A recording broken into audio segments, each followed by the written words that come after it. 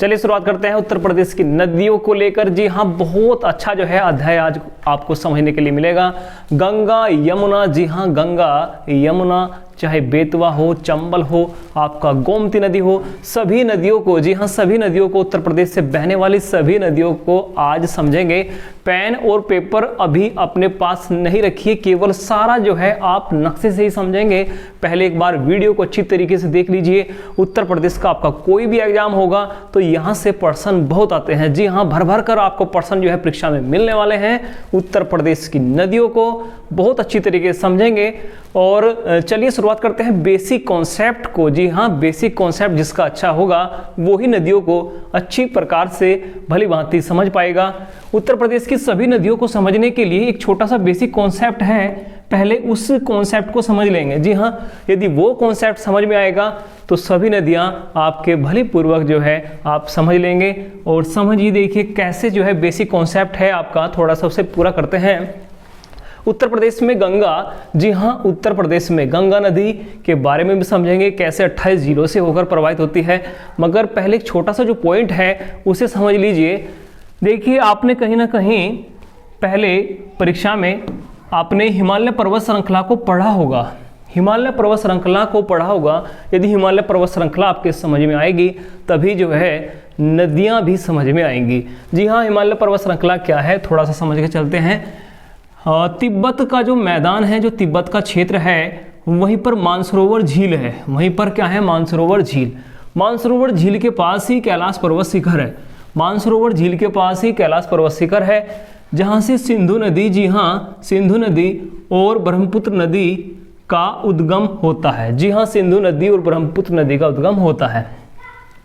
सिंधु नदी मानसरोवर झील से निकलती है जो तिब्बत में है, और ऐसे ही ब्रह्मपुत्र नदी भी मानसरोवर के तिब्बत झील से निकलती है। कैलाश पर्वत शिखर वहीं पर है। पर एक छोटी सी बात यदि समझकर चलें, आपने कहीं ना कहीं ये बात पढ़ी होगी कि हिमालय को उत्तर से दक्षिण, हिमालय को उत्तर से दक्षिण 4 भागों में बांटा गया है। देखिए 4 भाग से क्या प्रश्न आपको मिलने वाला है, पहले अच्छी तरीके से समझ लीजिए। हिमालय को उत्तर से दक्षिण 4 भागों में बांटा गया है, जैसे ट्रांस हिमालय, जैसे कहें ट्रांस हिमालय, या कहें वरद हिमालय, वरद हिमालय, जिसे ग्रेट हिमालय या हिमाद्री कहा जाता है, ग्रेट हिमालय या हिमाद्री कहा जाता है। उसके बाद में आता है लघु हिमालय, लघु हिमालय। जी हाँ, देखिए बेसिक बातें हैं, समझ लेनी बहुत अनिवार्य है। और उसके बाद में आता है शिवालिक, उसके बाद में आता है शिवालिक। जो पॉइंट नोट करने लायक है उस पॉइंट को काफ़ी जो है बारीकी से समझने का प्रयास कीजिए।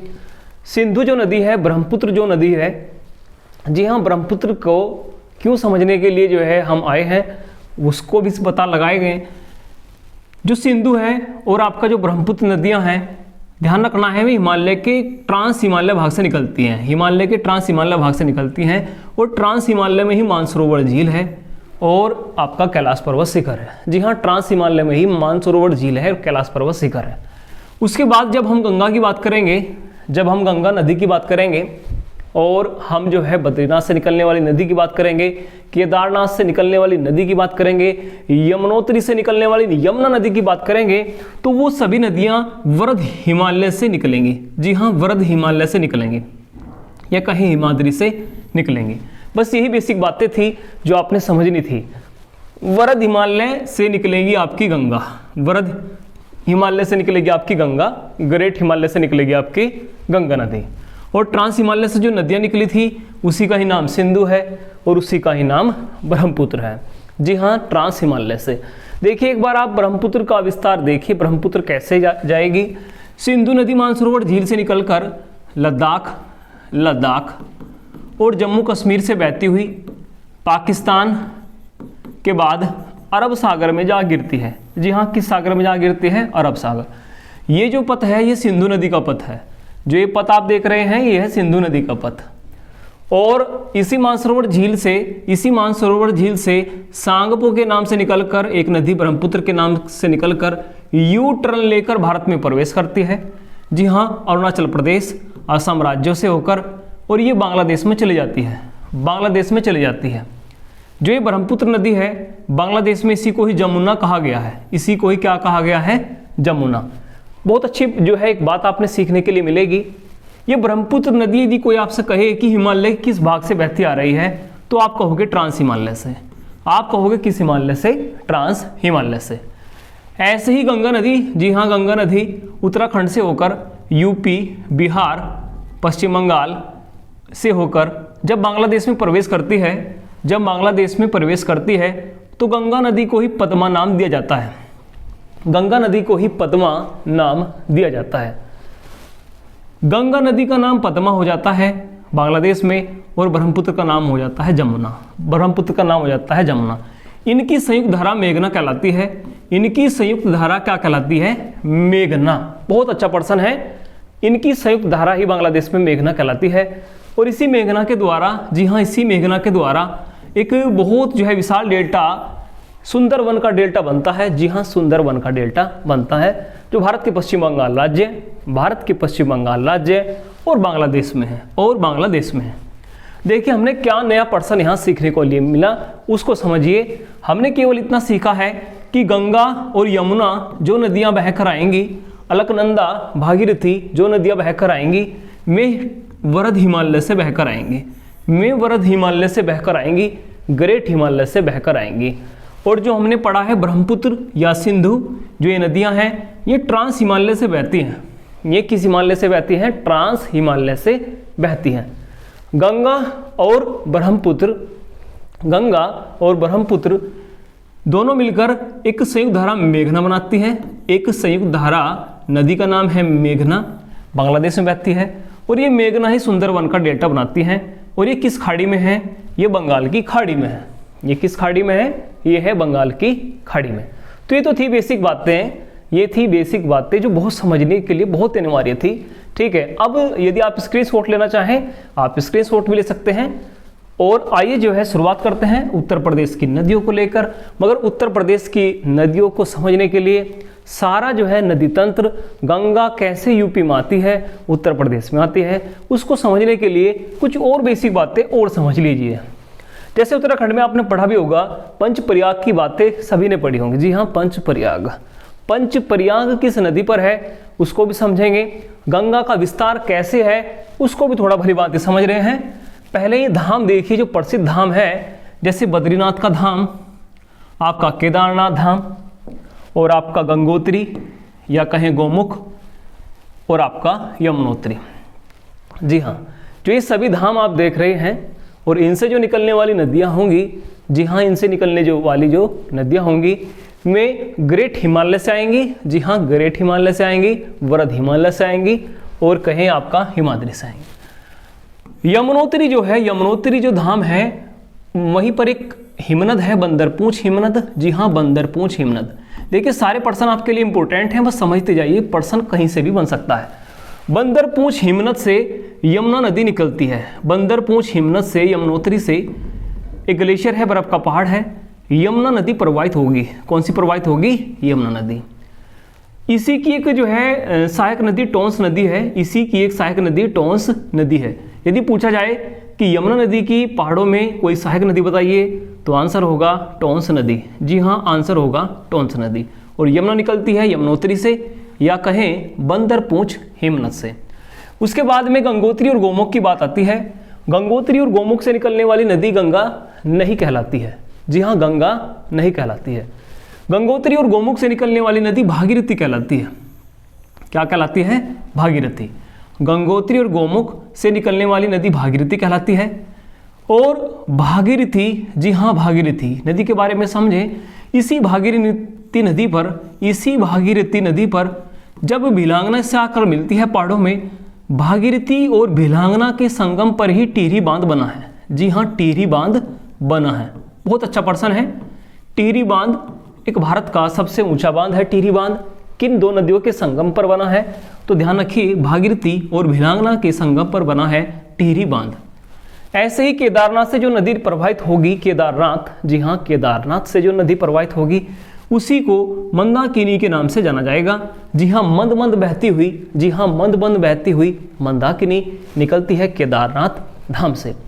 केदारनाथ धाम से जो मंद मंद बहती है नदी, उसी का नाम है मंदाकिनी। और बद्रीनाथ, जी हाँ बद्रीनाथ धाम से निकलने वाली नदी ही पंच प्रयाग बनाएगी, 5 प्रयाग बनाएगी।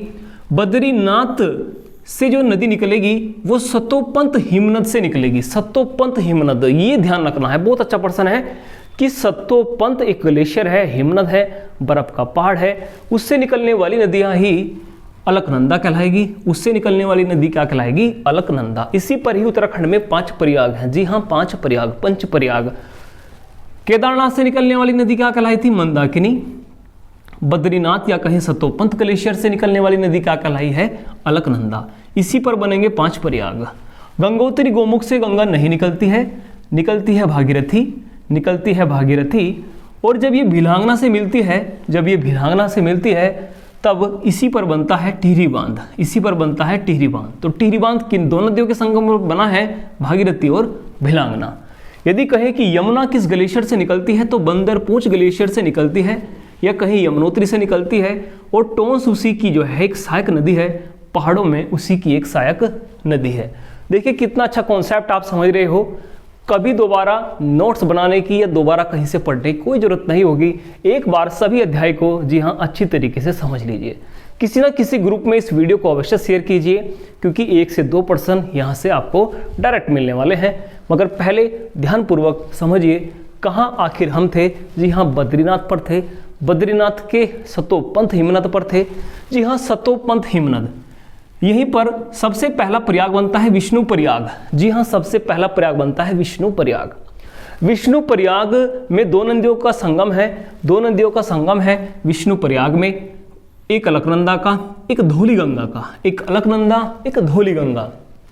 आखिर इनको समझने की बारी कैसे आई? जब हमने उत्तर प्रदेश की नहरों की बात पढ़नी थी, मगर उत्तर प्रदेश की नहरों और उत्तर प्रदेश की नदियों से इन क्वेश्चनों का, इन प्रश्नों का बहुत बड़ा संबंध है। तो पहले इन कॉन्सेप्ट को क्लियर कीजिए। जी हाँ विष्णु प्रयाग, विष्णु प्रयाग जहाँ अलकनंदा और धौली गंगा का संगम है। यदि परीक्षा में पूछी जाए कि धौली गंगा किसकी सहायक नदी है, धौली गंगा किसकी सहायक नदी है, बहुत अच्छा प्रश्न पूछा जा सकता है कि धौली गंगा किसकी सहायक नदी है, धौली गंगा किसकी सहायक नदी है। तो ध्यान रखिए धौली गंगा अलकनंदा की सहायक नदी है, धौली गंगा अलकनंदा की सहायक नदी है। इसी के द्वारा जो बनाया गया प्रयाग है, इसी का नाम है विष्णु प्रयाग। जी हाँ विष्णु प्रयाग। उसके बाद में जो प्रयाग बनता है नंद प्रयाग। जी हाँ नंद प्रयाग। यहाँ पर नंदाकिनी, यहाँ पर नंदाकिनी, नंदाकिनी और अलकनंदा संगम बनाती है नंद प्रयाग में। उसके बाद में बनता है कर्ण प्रयाग। जी हाँ उसके बाद में बनता है कर्ण प्रयाग। और कर्ण प्रयाग में पिंडार नदी, कर्ण प्रयाग में पिंडार नदी। देखिए कर्ण प्रयाग बहुत बार परीक्षा में पूछा जाता है, मोस्ट इंपोर्टेंट इसे समझ लीजिए। कर्ण प्रयाग में किन 2 नदियों का संगम है, किन 2 नदियों का संगम है? तो प्रयाग में एक नदी तो आपको मिलेगी। यदि पंचप्रयाग की बात करें एक नदी तो कॉमन है, अलकनंदा तो आपको मिलेगी ही, मगर कर्ण प्रयाग में अलकनंदा और पिंडार नदी के संगम से बनता है कौन सा प्रयाग? कर्ण प्रयाग। उसके बाद में जब ये नदी अलकनंदा, जब ये नदी अलकनंदा बहती हुई रुद्रप्रयाग में जाती है, बहती हुई रुद्रप्रयाग में जाती है, तब रुद्रप्रयाग में ही इसे केदारनाथ से आती हुई मंद मंद बहती हुई एक नदी, जी हाँ मंदाकिनी से मिलन हो जाता है। मंदाकिनी से मिलन हो गया कहाँ? रुद्रप्रयाग में। आखिर किसका मिलन हुआ? आखिर किसका मिलन हुआ? अलकनंदा का, अलकनंदा का और मंदाकिनी का। बहुत अच्छा प्रश्न बनेगा कि अलकनंदा और मंदाकिनी जहाँ मिलती है, अलकनंदा और मंदाकिनी जहाँ मिलती है, बताइए उस प्रयाग को क्या कहा जाता है? और उस प्रयाग को ही, जी हाँ उस प्रयाग को ही रुद्रप्रयाग कहा जाता है। उस प्रयाग को ही रुद्रप्रयाग कहा जाता है। रुद्रप्रयाग से ये नदी, देखिए पानी का जो है, पानी का विस्तार अलकनंदा में ज़्यादा होगा, क्योंकि अलकनंदा में बहुत सहायक नदी आपको मिलती हुई दिखाई दे रही है। जब ये रुद्रप्रयाग से नदी आगे की ओर प्रवाहित होगी तो इसे अलकनंदा के नाम से ही जाना जाएगा, इसे अलकनंदा के नाम से ही जाना जाएगा। उसके बाद में जो प्रयाग आएगा उसका नाम होगा देवप्रयाग। जी हाँ देवप्रयाग, देवप्रयाग। देवप्रयाग में आपने देखा होगा कि इधर अलकनंदा भी आ रही है अपने पानी को लेकर, और इधर जो है भागीरथी, जी हाँ गंगोत्री और गोमुख से टिहरी बांध बनाती हुई, टिहरी बांध बनाती हुई भागीरथी भी अपना जो है जल को लेकर आ रही है। और जल को लेकर आ रही है भागीरथी, तो भागीरथी जब देवप्रयाग में आती है, इधर से अलकनंदा भी आती हुई प्रतीत होती है और दोनों का मिलन देवप्रयाग में होता है। जी हाँ, एक सास बहू का संबंध भी है। जी हाँ, एक सास बहू का संबंध है भागीरथी और अलकनंदा में, भागीरथी और अलकनंदा। जी हाँ, भागीरथी को सास कहें और अलकनंदा को बहू कहें। ये जो है प्रचलित है, कहानियाँ हैं कि सास बहू का संबंध बनाती हैं, सास बहू का संबंध बनाती हैं आपका भागीरथी और अलकनंदा। और किस प्रयाग में? देवप्रयाग में। देवप्रयाग में इन दोनों के संगम से ही, देवप्रयाग में इन दोनों के संगम से ही, भागीरथी और अलकनंदा के संगम से ही जो नदी प्रवाहित होगी, जो नदी प्रवाहित होगी उसे ही गंगा नाम दिया जाएगा, उससे ही गंगा नाम दिया जाएगा। तो गंगा, देखिए गंगा जो 3 पथों पर चलेगी, जो 3 पथों पर चलेगी, ये पुराणों में कहा गया है कि गंगा के 3 मार्ग है। ये पुराणों की बात है कि गंगा के 3 मार्ग है, 3 पथों पर चलने वाली गंगा है, इसलिए ही इसे त्रिपथगा भी कहा जाता है। बहुत अच्छा प्रश्न है, इसलिए इसे त्रिपथगा भी कहा जाता है। 3 मार्गों पर चलने वाली कहे गंगा, आकाश में चलने वाली, धरा पर चलने वाली और पाताल में चलने वाली। पुराणों में ऐसी मान्यता थी, पुराणों में ऐसी मान्यता थी कि 3 मार्गों पर चलने वाली गंगा, इसलिए इसे त्रिपथगा कहा गया है। इसे त्रिपथगा कहा गया है, इसे जाह्नवी कहा गया है, इसे जाह्नवी कहा गया है। तो ध्यान रखिए, गंगा को अन्य किस नामों से जाना जाता है? गंगा, जी हाँ, भागीरथी और अलकनंदा। भागीरथी और अलकनंदा का जो संगम हुआ देवप्रयाग में, उसी के बाद में गंगा बनी, उसी के बाद में गंगा बनी। और यही गंगा ऋषिकेश, यही गंगा हरिद्वार, यही गंगा उत्तर प्रदेश में बिजनौर में जाने वाली है। मगर गंगा को पहले आसान तरीके से समझें कि गंगा को पुराणों में त्रिपथगा और जाह्नवी नाम दिया गया है। त्रिपथगा और जाह्नवी किसे कहा गया है? गंगा नदी को कहा गया है। जैसे आपने कहीं ना कहीं पढ़ा होगा सूर्य की पुत्री, जी हाँ, सूर्य की पुत्री सूर्यसुता, सूर्यसुता किसे कहा गया है? वो यमुना को कहा गया है। सूर्य की पुत्री किसे कहा गया है? यमुना को कहा गया है। और 3 पथ पर चलने वाली त्रिपथगा और जाह्नवी, वो कहा गया है गंगा को। जी हाँ, वो कहा गया है गंगा को। यदि आप स्क्रीनशॉट लेना चाहें, इतने अच्छा जो है आपका लेक्चर चल रहा है, तो आप स्क्रीनशॉट बेझिझक जो है स्क्रीनशॉट ले सकते हैं, क्योंकि एक एक पॉइंट आपका क्लियर हुआ है। यमुनोत्री से यमुना निकली है, गंगोत्री गौमुख से भागीरथी निकली है, केदारनाथ से मंद मंद बहती हुई मंदाकिनी निकली है, और बद्रीनाथ से, जी हाँ, सतोपंथ हिमनद से जो निकली है, सतोपंथ हिमनद से जो निकली है, जी हाँ, उसे ही अलकनंदा कहा गया है। अलकनंदा ने ही 5 प्रयाग बनाए, अलकनंदा ने ही 5 प्रयाग बनाए। विष्णु प्रयाग बनाया, नंद प्रयाग बनाया, कर्ण प्रयाग बनाया, रुद्र प्रयाग बनाया और देव प्रयाग बनाया। ठीक है, और चलिए जो है यहाँ से देखिए आपका बहुत अच्छा बेसिक कॉन्सेप्ट क्लियर हुआ। अब आसान तरीके से सभी मार्ग आपके समझ में आएंगे, क्योंकि बेसिक बातें समझनी बहुत अनिवार्य थी। चलिए जो है गंगा देखिए कैसे कैसे उत्तराखंड से बहकर आएगी। अब उत्तराखंड में आपका हरिद्वार, ऋषिकेश से प्रवाहित होकर गंगा नदी के मार्ग को समझिए। कैसे परीक्षा में प्रश्न पूछे जाएंगे, एक एक पॉइंट को हम समझेंगे। परीक्षा में आपका प्रश्न आएगा कि गंगा नदी में बाईं ओर से कौन कौन सी नदियां मिलती हैं। जी हाँ, बाईं ओर से कौन कौन सी नदियां मिलती हैं। उसके बाद में पूछा जाएगा कि दाईं ओर से गंगा में कौन कौन सी नदी मिलती हैं। सारे जो है आपको मार्ग समझ में आएंगे। चलिए गंगा नदी की शुरुआत करते हैं। उत्तर प्रदेश में कैसे शुरुआत होगी? हरिद्वार, जी हाँ, हरिद्वार से राजाजी नेशनल पार्क। गंगा नदी हरिद्वार और ऋषिकेश के किस नेशनल पार्क के मध्य से बहती है? बहुत अच्छा प्रश्न है, राजाजी राष्ट्रीय पार्क। जी हाँ, हरिद्वार ऋषिकेश में राजाजी जो नेशनल पार्क है उसके मध्य से ही गंगा नदी प्रवाहित हो रही है, जिसे जाह्नवी त्रिपथगा कहा गया है और उत्तर प्रदेश के बिजनौर जिले में प्रवेश करती है। जी हाँ, उत्तर प्रदेश के बिजनौर जिले में प्रवेश करती है। बिजनौर जिले में प्रवेश कर जी हाँ, बिजनौर मेरठ के पास से होकर यही गंगा नदी हरदोई कन्नौज, यही गंगा नदी हरदोई कन्नौज। एक प्रश्न यहाँ से बनता है कि गंगा नदी पर, जी हाँ, गंगा नदी उत्तर प्रदेश के 28 जिलों से प्रवाहित होगी। गंगा नदी उत्तर प्रदेश के 28 जिलों से प्रवाहित होगी, मगर इंपॉर्टेंट कुछ महत्वपूर्ण जिले हैं, कम से कम आप उनको ध्यान रखिए। एक पर्सन यहाँ से बन जाता है।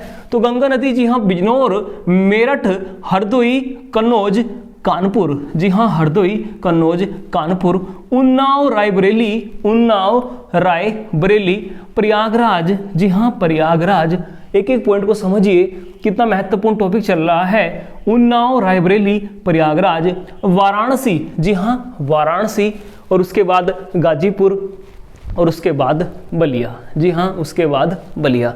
यदि आप यूपी को, उत्तर प्रदेश को एक अच्छी तरीके से जानते हैं तो आपने पता भी होगा कि उत्तर प्रदेश का सबसे पूर्वी जिला, जी हाँ उत्तर प्रदेश का सबसे पूर्वी जिला है बलिया। जी हाँ बलिया, जहाँ मंगल पांडे की जन्मभूमि, जी हाँ बलिया, मंगल पांडे, जी हाँ महान क्रांतिकारी, उनकी जो है जन्मभूमि है बलिया। और बलिया सबसे पूर्वी छोर पर है, बलिया सबसे पूर्वी छोर पर है। तो पहले यदि सिंपल से समझें, आसान तरीके से समझें, तो परीक्षा में आपसे ये भी पूछा जा सकता है। देखिए जिन पर्सनों की बात कर रहे हैं उनको बहुत अच्छी तरीके से समझ लीजिए कि गंगा नदी प्रवेश कहाँ करती है उत्तर प्रदेश में, तो आप कहोगे कि जी बिजनौर में करती है। यदि पर्सन ये पूछा जाए कि सबसे अंतिम छोर पर उत्तर प्रदेश में गंगा नदी कहाँ से निकलती है, तो ध्यान रखिए आप कहोगे कि सर बलिया से निकलती है, बलिया से निकलती है। आपका जो है स्टार्टिंग का जो पॉइंट है वो बिजनौर है जब गंगा नदी प्रवेश करती है, और जब गंगा नदी जो है सबसे अंतिम जिले में प्रवाहित होकर निकल जाती है तो उसे कहेंगे बलिया, जी हाँ उसे ही कहेंगे बलिया। उसके बाद में ही गंगा नदी बिहार से निकलेगी, छपरा, भागलपुर, पटना से होकर निकलेगी। उसके बाद में आपका पश्चिम बंगाल के बॉर्डर से आपका बांग्लादेश में प्रवाहित होगी, और बांग्लादेश में ही अभी हमने पढ़ा था, जी हाँ बांग्लादेश में ही हमने पढ़ा था कि गंगा को जी हाँ गंगा को पद्मा नाम दिया गया था, गंगा को जो है बांग्लादेश में पद्मा नाम दिया गया था। तो ये सारी बातें समझ आ रही हैं, उम्मीद है आपके कि बिजनौर, मेरठ, कन्नौज, कानपुर, उन्नाव, रायबरेली, प्रयागराज, वाराणसी, गाजीपुर और बलिया, इनसे होकर गंगा नदी बिहार की ओर जो है प्रवाहित होती है। बिहार में छपरा, भागलपुर और पटना, जी हाँ ये गंगा नदी पर हैं। यहाँ से प्रश्न पूछा जाता है परीक्षा में, तो आप एक एक पॉइंट को समझ कर चलिए। ये छपरा जो नाम आया, भागलपुर जो नाम आया, पटना जो नाम आया, यही प्रश्न बनेगा परीक्षा में, यही गंगा नदी पर है, जी हाँ यही गंगा नदी पर है। और गंगा में अब प्रश्न आएगा कि बाईं ओर से कौन कौन सी नदियां आकर मिलती हैं, बाईं ओर से कौन कौन सी नदियां आकर मिलती हैं। चलिए शुरुआत करते हैं। देखिए गंगा राजाजी से होकर आई थी, राजाजी नेशनल पार्क से होकर आई थी। गंगा में बाईं ओर से मिलने वाली उत्तर प्रदेश में सबसे पहली नदी है रामगंगा, जी हाँ रामगंगा उत्तराखंड में नैनीताल के जिम कॉर्बेट, जी हाँ भारत का एक सबसे पुराना नेशनल पार्क, राष्ट्रीय पार्क जिम कॉर्बेट, जो उत्तराखंड के नैनीताल में है, जिसे हैली भी कहा जाता था, उसी के मध्य से एक नदी प्रवाहित होगी जिसे रामगंगा कहा जाएगा। या कहें कि रामगंगा कहाँ से निकलती है, तो रामगंगा निकलती है दूधा टोली पर्वत श्रृंखला से।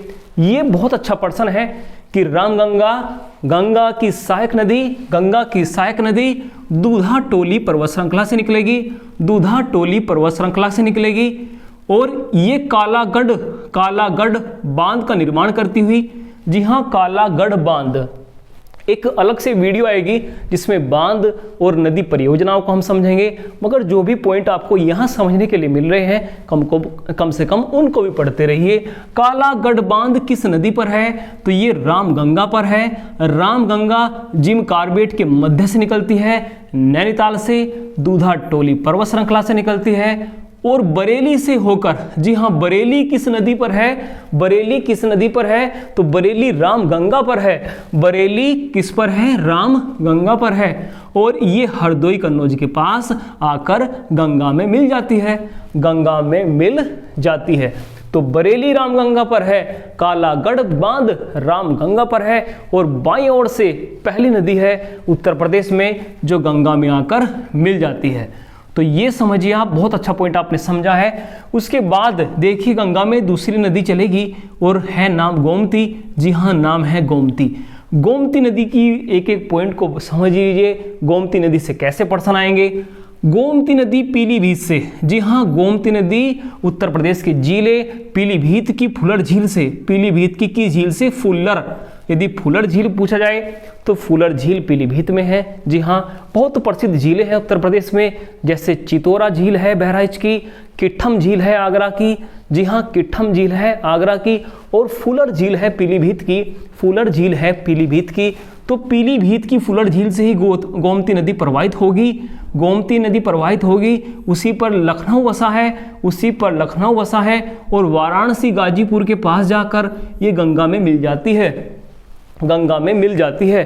तो ये प्रश्न परीक्षा में पूछेंगे कि एग्जामिनर यदि परीक्षा में पूछे कि वाराणसी गाजीपुर के पास गंगा में कौन सी नदी का मिलन होता है? जी हाँ, गंगा में कौन सी नदी का मिलन होता है? तो गोमती नदी का मिलन होता है। जी हाँ, गोमती नदी पीलीभीत की फुलर झील से निकली है। पीलीभीत की झील से निकली है, फुलर झील से निकली है। यदि आपने देखिए सारे प्रश्न आपके समझ आ रहे हैं तो कम से कम वीडियो को लाइक अवश्य कीजिए, क्योंकि दोबारा समझने की कोई आवश्यकता नहीं है, एक बार ही प्रश्न को समझ लीजिए। उसके बाद में बात करते हैं काली नदी की। जी हाँ, काली और शारदा, काली और शारदा नदी। देखिए कितना अच्छा प्रश्न आप यहाँ पर समझेंगे, बस थोड़ा सा ध्यान से समझ लीजिए। काली और शारदा वह नदी है, काली और शारदा वह नदी है जो उत्तराखंड और नेपाल का बॉर्डर बनाती है, या कहें पीलीभीत और नेपाल का बॉर्डर बनाती है। जी हाँ, उत्तराखंड मतलब भारत और नेपाल का बॉर्डर, इसी नदी को लेकर अभी विवाद चला हुआ था, तो इसी को समझना बहुत खास हो जाता है। देखिए प्रश्न क्या आएगा कि शारदा नदी। जी हाँ, शारदा नदी जिसे काली गंगा और गोरी गंगा भी कहा जाता है। जी हाँ, शारदा को काली गंगा और गोरी गंगा भी कहा जाता है। इसमें सोने के, जी हाँ, सोने के पार्टिकल भी मिलते हैं, सोने के कण भी मिलते हैं, इसलिए शारदा को ही गोरी गंगा कहा जाता है। यदि आपसे पूछा जाए कि काली गंगा और गोरी गंगा किसे कहा जाता है, काली गंगा और गोरी गंगा किसे कहा जाता है, तो ध्यान रखिए शारदा नदी को कहा जाता है। काली गंगा और गोरी गंगा कहा जाता है शारदा नदी को। और ये मिलाम, जी हाँ, मिलाम हिमनद से निकलती है, मिलाम हिमनद से निकलती है, ग्लेशियर से निकलती है, भारत और नेपाल का बॉर्डर बनाती है, पीलीभीत और नेपाल का बॉर्डर बनाती है। काली जो है गंगा या जो है गोरी गंगा, इसी का नाम है शारदा नदी, इसी का नाम है। और शारदा नदी देखिए पीलीभीत से बहकर, इधर पीलीभीत से बहकर जो है सीतापुर के पास, जी हाँ, सीतापुर के पास बहराम घाट में जाकर सरयू नदी से इसका मिलन होता है। सरयू नदी, जिसे घाघरा नदी के नाम से जानते हैं, इससे मिलन होता है। तो बहराम घाट बहुत अधिक पूछा जाता है परीक्षा में कि बहराम घाट में किन दो नदियों का मिलन होगा। तो बहराम घाट देखिए, बहराम घाट में आपका शारदा नदी, बहराम घाट में आपका शारदा नदी, जी हाँ, बहराम घाट में शारदा नदी और सरयू नदी का मिलन होगा, सरयू नदी का मिलन होगा। ये सीतापुर के पास है बहराम घाट, और इसी में मिलन होगा आपका शारदा और घाघरा का। घाघरा नदी की यदि बात करें, देखिए मिलाम हिमनद से निकलती है कौन सी, शारदा। अब घाघरा की नदी की बात करें, घाघरा नदी की बात करें, ये मापचाचुंग हिमनद से निकलेगी। जी हाँ, मापचाचुंग हिमनद से निकलेगी, इसी को सरयू कहा जाएगा, इसी को करनाली कहा जाएगा। जी हाँ, करनाली उत्तर प्रदेश में किस नदी का नाम है, तो करनाली घाघरा का नाम है, इसी को ही सरयू कहा गया है। यदि आपने केवल इतना पढ़ा है कि हाँ इससे ही सरयू कहा गया है, मगर आप करनाली भी कहा जाता है, ये भी आपने ध्यान रखना है, इसी को करनाली भी कहा जाता है। ये बहराम घाट में जाकर, जी हाँ, बहराम घाट में जाकर शारदा से मिलन करेगी। और यदि घाघरा के बारे में और समझें तो अयोध्या, जी हाँ, अयोध्या एक पवित्र नगरी अयोध्या सरयू नदी के तट पर है, घाघरा नदी के तट पर है, या कहें करनाली नदी के तट पर बसा है, करनाली नदी के तट पर बसा है। और ये घाघरा का मिलन भी, जी हाँ, घाघरा का मिलन भी गंगा नदी में होने वाला है। गंगा नदी में होने वाला है। तो ध्यान रखिए ये नदी आपका गोरखपुर से होती हुई, जी हाँ गोरखपुर से होती हुई, और इधर छपरा जो है बिहार में जाकर यही नदी आपका घाघरा नदी गंगा से मिल जाती है। तो जल्दी से ध्यानपूर्वक देखिए हमने क्या क्या पढ़ा। ये बाईं ओर से मिलने वाली नदियां हैं, जैसे आपका रामगंगा, आपका गोमती, जी हाँ गोमती। क्या शारदा भी गंगा की सहायक नदी है? नहीं, ये घाघरा की सहायक नदी है। जी हाँ ये घाघरा की सहायक नदी है। तो यदि गंगा की हम बात करें, गंगा की सहायक नदी की बात करें, तो रामगंगा हुई, गोमती हुई और घाघरा नदी हुई। उसके बाद गंडक नदी की बात करते हैं। गंडक नदी, जी हाँ इधर बॉर्डर से प्रवाहित हो रही है, महाराजगंज से प्रवाहित हो रही है, और ये भी गंगा की सहायक नदियों में आती है। गंडक नदी को सालीग्रामी कहा जाता है। जी हाँ नेपाल में सालीग्रामी किस नदी का नाम है? ये प्रश्न पिछले कई परीक्षाओं में पूछा गया है, तो मोस्ट इंपोर्टेंट इस प्रश्न पर लिख लीजिए, सालीग्रामी किस नदी का नाम है नेपाल में? तो जी हाँ गंडक नदी का नाम है, और इसे जो है पुराणों में नारायणी कहा गया है। गंगा की एक सहायक नदी है, और इस क्षेत्र से आप जो क्षेत्र देख रहे हैं महाराजगंज से होकर जो है बिहार में गंगा से जाकर मिलन करती है। तो गंडक जिसे नेपाल में शालिग्रामी कहा गया है, और इसे ही पुराणों में क्या कहा गया है? नारायणी कहा गया है। कोसी नदी जिसे बिहार का शोक कहा जाता है, कोसी नदी को, तो ध्यान रखिए कोसी नदी भी गंगा की सहायक नदी है, मगर ये बिहार में ही गंगा से क्या है? मिल जाती है। तो ये बाईं ओर से, जी हाँ बाईं ओर से गंगा में मिलने वाली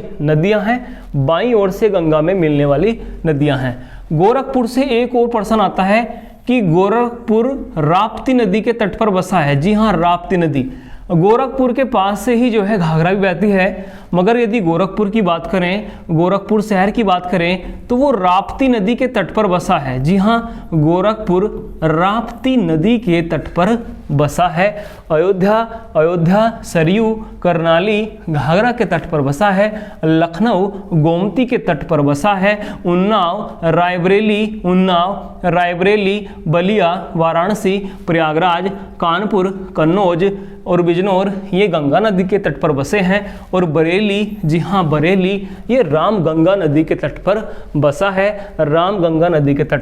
बसा है। तो देखिए कितना अच्छा कॉन्सेप्ट आपने समझा है। इसका स्क्रीनशॉट लेना चाहें तो आप स्क्रीनशॉट भी ले सकते हैं। हर पॉइंट आपको समझने के लिए मिल रहा है। कितने अच्छे अच्छे पर्सन आप समझ रहे हैं।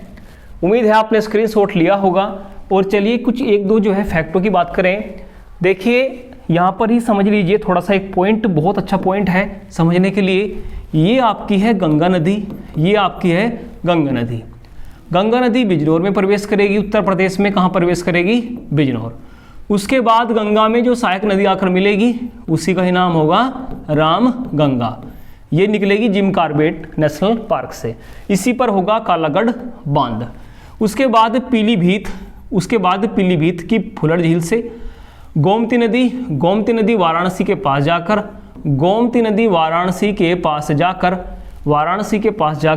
गंगा में जा मिलती है। जो ये नदी आप देख रहे हैं ये नदी है आपकी गंगा नदी। जी हाँ ये है आपकी गंगा नदी। उसके बाद में घाघरा नदी। जी हाँ घाघरा नदी, बात करें घाघरा सरयू या करनाली, ये नदी जो है गंगा में जा मिलती हैं। ये बाईं ओर से नदियों का क्रम है जो आप पढ़ रहे हैं, बाईं ओर से मिलने वाली नदियाँ उसका क्रम है। उसके बाद में गंडक नदी। जी हाँ गंडक नदी वो जो है गंगा से जा मिलती है। और उसके बाद की यदि बात करें तो गंडक के बाद की बात करें तो कोसी नदी बिहार में गंगा से जा मिलती है। मगर एक बहुत अच्छा प्रश्न आपको समझने के लिए मिलेगा, और वो प्रश्न देखिए क्या है। वो प्रश्न है महानंदा नदी। जी हाँ महानंदा, मैं कह रहा हूं इसको मोस्ट इंपोर्टेंट समझ लीजिए। महानंदा सबसे अंतिम नदी है, ये गिर दिया मोस्ट इंपोर्टेंट, बहुत इंपोर्टेंट क्वेश्चन है। महानंदा अंतिम नदी है जो गंगा में मिलती है भारत में। गंगा में कहाँ मिलती है? भारत में मिलती है। पश्चिम बंगाल में इसका मिलन होता है गंगा में, उसके बाद में गंगा बांग्लादेश में चली जाती है। गंगा कहाँ चली जाती है? बांग्लादेश में। देखिए थोड़ा समझ लीजिए, जो बात समझने की है, जैसे गंगा नदी की हमने बात की थी। गंगा नदी, देखो गंगा नदी का पथ देखें तो गंगा नदी ऐसे उत्तराखंड जो है, उत्तर प्रदेश, बिहार और पश्चिम बंगाल से होती हुई ये गंगा नदी चली गई कहाँ? बांग्लादेश में। मगर ध्यान रखिए सबसे अंतिम में जो नदी मिलती है, सबसे अंतिम में जो नदी मिलती है गंगा से, वो महानंदा है, वो है महानंदा, ठीक है। और यहीं पर पश्चिम बंगाल में ही, यहीं पर पश्चिम बंगाल में ही गंगा नदी पर फरक्का बांध भी है। जी हाँ, कौन सा बांध है? फरक्का बांध, बहुत पूछा जाता है परीक्षा में। तो ये 2 पॉइंट हैं, ये समझने के अच्छे पॉइंट है। उसके बाद में गंगा नदी बांग्लादेश में जाएगी। गंगा नदी कहाँ जाएगी? बांग्लादेश में। और वहीं पर जो है ब्रह्मपुत्र से इसका मिलन होगा। वहीं पर गंगा नदी को पद्मा नाम दिया जाएगा, ब्रह्मपुत्र को जमुना दिया जाएगा।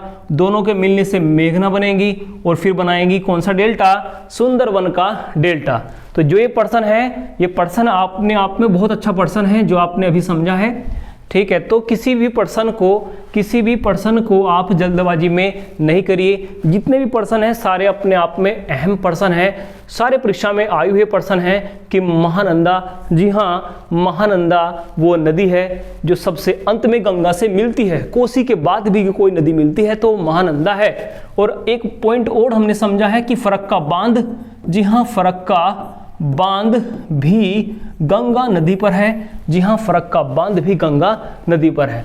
तो ये बाईं ओर से मिलने वाली नदियों का क्रम था जो गंगा में मिली थी। जी हाँ, जो गंगा में मिली थी। उसके बाद में देखिए और भी पर्सन हमने समझने हैं, कोई भी जल्दबाजी हमने नहीं करनी है। तो गंगा में सभी जो है नदियां जो बाईं ओर से आकर मिली थी, सभी के क्रम को हमने समझ लिया। अब चलते हैं यमुना नदी की ओर। जी हाँ, चलते हैं यमुना नदी के बारे में समझते हैं कैसे यहाँ से पर्सन आते हैं। देखिए यमुना नदी की बात करें तो सहारनपुर से इसका प्रवेश होगा। जी हाँ, सहारनपुर। यदि पूछा जाए कि यमुना नदी जो है कहाँ से प्रवेश करती है, कहाँ से प्रवेश करती है, तो सहारनपुर। जी हाँ, उत्तर प्रदेश का सबसे उत्तरी जो जिला है सहारनपुर है। सहारनपुर से यमुना नदी प्रवेश करेगी। सहारनपुर और शामली, जी हाँ सहारनपुर, शामली, बागपत से होती हुई, नोएडा से होती हुई, यही जो है उसके बाद मथुरा में प्रवेश करेगी। यमुना नदी प्रवेश करेगी मथुरा पर। यहाँ पर ये हरियाणा से बॉर्डर बनाकर चल रही है यमुना नदी। और मथुरा, आगरा, इटावा, औरैया, मथुरा, आगरा, इटावा, औरैया। अब बात कर रहे हैं यमुना नदी की, बात कर रहे हैं किस नदी की? यमुना। तो आगरा, इटावा, औरैया, जालौन, हमीरपुर, बांदा। जी हाँ, जालौन, हमीरपुर, बांदा से होकर ये नदी प्रयागराज में जाएगी, जहाँ गंगा से इसका मिलन होगा, जहाँ गंगा नदी से इसका मिलन होगा। तो गंगा और यमुना का मिलन, जी हाँ गंगा और यमुना का मिलन, ठीक है, वो प्रयागराज में होता है। और पुराणों में यहीं पर सरस्वती का मिलन भी लिखा है। तो इसलिए त्रिवेणी घाट यहीं पर है। इसलिए त्रिवेणी घाट कहाँ पर है? प्रयागराज में है। कहाँ पर है? प्रयागराज में। जैसे आपने कहीं ना कहीं ये पढ़ा होगा कि जो वाराणसी है, जो वाराणसी है, ये वरुणा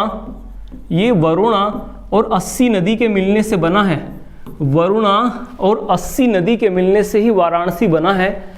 तो 80 घाट वाराणसी में है। 80 घाट कहाँ है? वाराणसी में। त्रिवेणी घाट प्रयागराज में है। त्रिवेणी घाट कहाँ है? प्रयागराज में है। तो देखिए कितना अच्छा पर्सन आपने समझने के लिए मिल रहा है।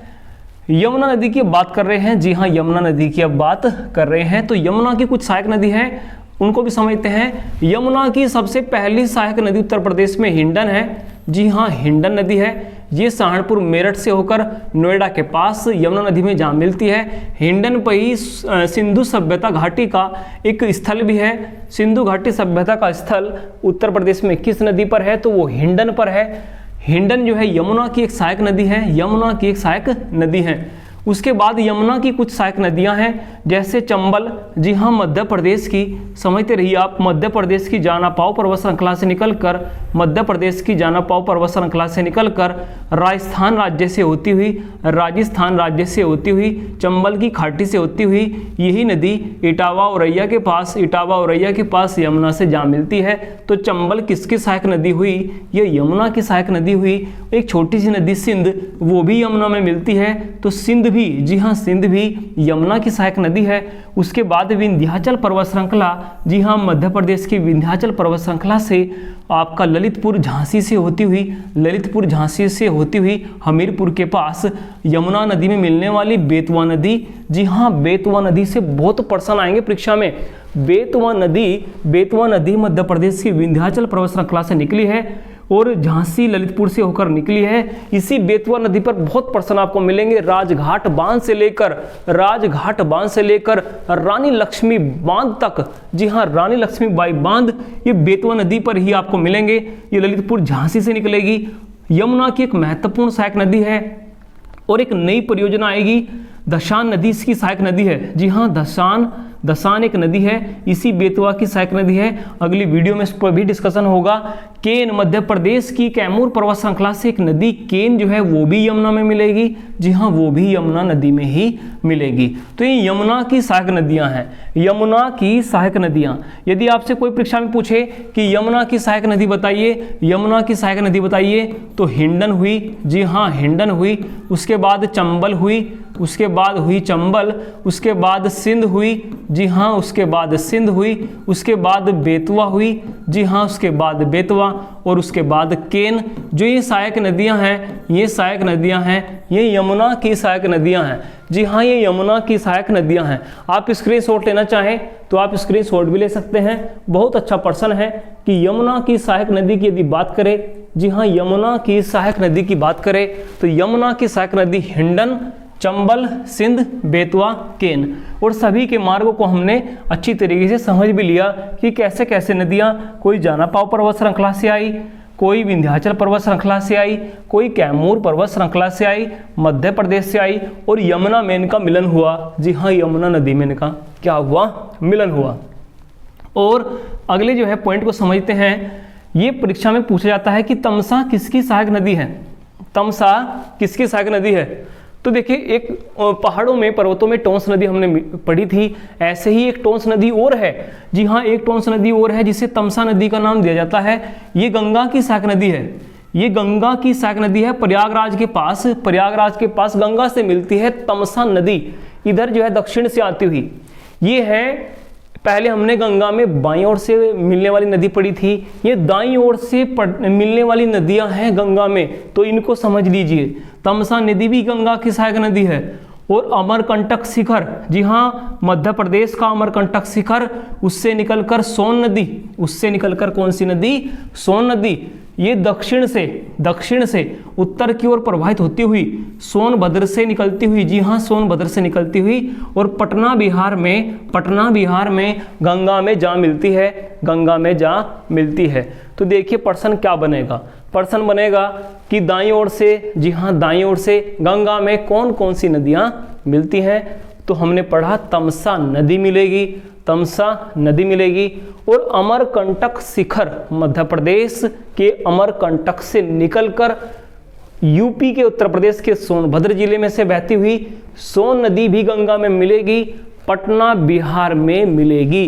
कहाँ मिलेगी? पटना बिहार में मिलेगी। तो बहुत अच्छा पॉइंट आपने समझा है। सारी नदियों को हमने इसी वीडियो में कवर कर लिया है। आप जो है वीडियो को लाइक कीजिए। कई बार जो है आपको एक एक पॉइंट समझना होगा। सारे प्रश्न देख लीजिए, कैसे प्रश्न आ सकते हैं। ऐसे भी आ सकते हैं कि आपका सिंधु घाटी स्थल जो है किस नदी पर है? तो ध्यान रखिए सिंधु घाटी स्थल जो है हिंडन पर है। और हिंडन किसकी सहायक नदी है? हिंडन आपका यमुना की सहायक नदियां हैं। तो हमने सभी सहायक नदी को आज पढ़ लिया है। आप जो है वीडियो को स्टार्टिंग से देखिए कि पॉइंट को देखिए। मिलते हैं अगली वीडियो में। धन्यवाद।